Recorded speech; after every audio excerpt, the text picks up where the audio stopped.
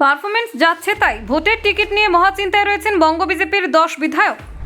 রাজ্যের 65 বিধায়কের মধ্যে 10 জন রয়েছেন টিকিটের অপেক্ষায়। বিজেপির সিদ্ধান্তে কেন্দ্রীয় তত্ত্বাবধান শুরু। ভোটের আগে বাছাইয়ের নাটক, কোন বিধায়ক এবার নির্বাচনে নেই।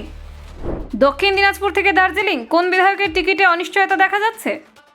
বিজেপির শীর্ষ নেতৃত্ব সচেতন, 2021-এর ভুল পুনরাবৃত্তি নেই এবার। নতুন প্রার্থী, নতুন আশা, 10টি আসনে টিকিটের লড়াই উত্তপ্ত। কেন্দ্রীয় পর্যবেক্ষকরা চোখ রাখছেন, কেউ ব্যক্তিগত প্রভাব দিয়ে সুবিধা পাবে না। সমীক্ষা রিপোর্টের ভিত্তিতে টিকিট বাছাই শুরু। ভোট জয় নিশ্চিত করতে বাছাই প্রক্রিয়া হলো কঠোর। রাজ্য জুড়ে ভোটের আগেই প্রার্থী বাছাইয়ে উত্তেজনা, দলের ভিতরে সুশৃঙ্খল বজায় রাখতে নেওয়া হলো বড় পদক্ষেপ। দেখুন, পশ্চিমবঙ্গ বিধানসভা নির্বাচনের আগে বিজেপি কেন্দ্রীয় নেতৃত্ব প্রার্থী বাছাই নিয়ে তৎপর অবস্থানে রয়েছে। 5 বছরের পারফরমেন্স এবং বিভিন্ন এলাকার সমীক্ষার রিপোর্টের ভিত্তিতে সিদ্ধান্ত নেওয়া হচ্ছে কোন বিধায়ককে এবার টিকিট দেওয়া হবে এবং কোন বিধায়ককে দেওয়া হবে না।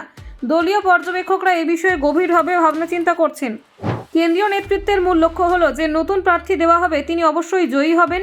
এই জন্য কোনো জয়ী আসনের বিধায়ককে বাদ দিয়ে নতুন প্রার্থী দেওয়ার ক্ষেত্রে সম্ভাব্য ফলাফলের বিশ্লেষণ করা হচ্ছে।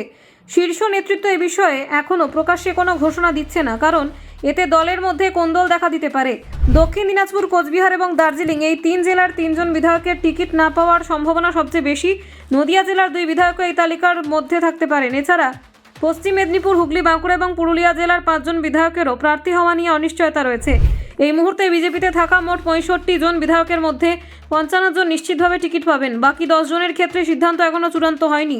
কেন্দ্রীয় পর্যবেক্ষকরা এই 10 জনকে নিয়ে বিশেষ মনোযোগী। তারা চাইছেন নির্বাচনী ফলাফলের জন্য ক্ষতিকর কোনো ভুল যেন না ঘটে। প্রার্থী বাছাই প্রক্রিয়ায় কেন্দ্রীয় নেতৃত্ব রাজ্য নেতৃত্বের সঙ্গে সমন্বয় রেখে কাজ করছেন। জেলা পর্যায়ে 3টি করে প্রার্থীর নাম জমা দেওয়া হয়েছে। এরপর নামগুলি কেন্দ্রীয় পর্যবেক্ষকদের মাধ্যমে যাচাই করা হচ্ছে। এটি নিশ্চিত করছে যে সুপারিশ বা ব্যক্তিগত পরিচিতির ভিত্তিতে কোনো প্রার্থী সুবিধা পাবে না।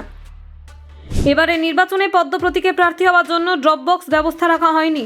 যারা জেলা পর্যায়ে সুযোগ পাচ্ছেন না তারা সরাসরি রাজ্যে দায়িত্বপ্রাপ্ত কেন্দ্রীয় নেতাদের ইমেলের মাধ্যমে আবেদন পাঠাচ্ছেন। এর মাধ্যমে প্রক্রিয়া আরও স্বচ্ছ এবং নিয়ন্ত্রিত হচ্ছে। 2021 সালে নির্বাচনে প্রার্থী বাছাই সংক্রান্ত ত্রুটি পুনরাবৃত্তি এড়িয়ে চলাই এখন কেন্দ্রীয় নেতৃত্বের প্রধান লক্ষ্য। অতীতের অভিজ্ঞতা থেকে দেখা গেছে ভুল বাছাইয়ের কারণে দলের মধ্যে অসন্তোষ এবং ক্ষোভ সৃষ্টি হয়েছিল। কেন্দ্রীয় নেতারা নিশ্চিত করতে চাইছেন যে নির্বাচনে কোনো ব্যক্তিগত প্রভাব, পরিচিতি বা ঘনিষ্ঠতা কাজে লাগিয়ে কেউ সুবিধা পাবেন না। প্রত্যেকটা নামের যথাযথ যাচাই করা হচ্ছে। জেলার পক্ষ থেকে প্রাপ্ত সুপারিশও নিচুতলার পর্যায়ে যাচাইয়ের মাধ্যমে যাচাই করা হচ্ছে। নির্বাচনকে সামনে রেখে রাজ্য এবং কেন্দ্রীয় পর্যায়ে সমন্বয় অত্যন্ত গুরুত্বপূর্ণ। কেন্দ্রে থাকা পর্যবেক্ষকরা নিয়মিত জেলার প্রতিবেদনের ভিত্তিতে সিদ্ধান্ত গ্রহণে সক্রিয় ভূমিকা পালন করছেন। কেন্দ্রীয় নেতৃত্ব বিশেষভাবে লক্ষ্য রাখছেন প্রার্থী বাছাইয়ে যাতে এলাকার জনমতের সঙ্গে মিল থাকে। সমীক্ষার মাধ্যমে যারা এলাকার মানুষের কাছে গ্রহণযোগ্য এবং জয়ী হবার সম্ভাবনা বেশি তাদের প্রাধান্য দেওয়া হচ্ছে। এছাড়া দলের অভ্যন্তরীণ স্থিতিশীলতা বজায় রাখা গুরুত্বপূর্ণ। টিকিট না পাওয়া বিধায়কের প্রতিক্রিয়া দলীয় শৃঙ্খলার ওপরে প্রভাব ফেলতে পারে, তাই সব সিদ্ধান্ত অত্যন্ত সতর্কতার সঙ্গে নেওয়া হচ্ছে। শীর্ষ নেতৃত্ব চাইছে নির্বাচনী ফলাফলের ক্ষেত্রে কোনো ঝুঁকি যেন না থাকে, তাই কোন আসনে কারা প্রার্থী হবেন এবং কারা হবেন না সে বিষয়ে সকল তথ্য গভীরভাবে যাচাই করা হচ্ছে। Bureau report, news prime Times.